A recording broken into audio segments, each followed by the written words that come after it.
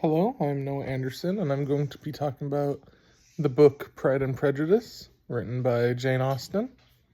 And the focal point, or the prompt, the question I'll be answering is, do these characters get to live their happy ever after?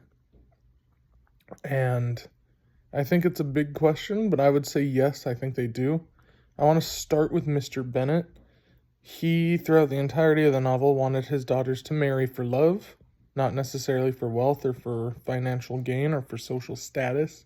He wanted them to be happy and marry someone they actually cared about and felt love towards.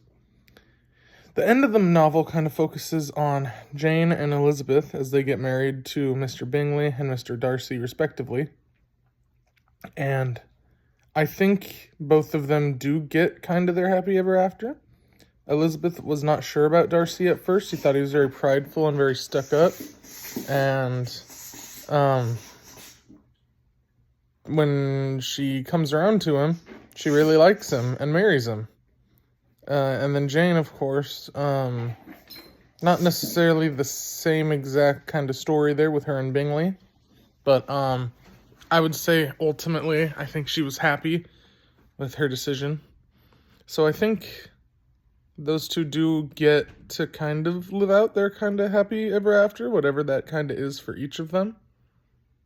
And I think that the second part of this question about what was Jane Austen, the author, what was her message to women when she was writing this?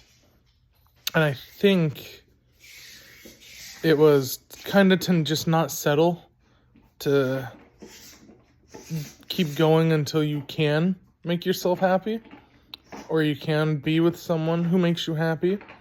And I think that's kind of shown here in this ending where Elizabeth took her time.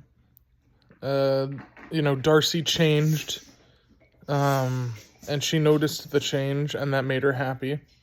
And that's kind of when she made the decision to marry him. So I think the message that Jane Austen is trying to get across is to kind of not settle and to not just go for whoever your parents want or for whoever's going to give you the most money and stuff like that, but it is to marry to be happy.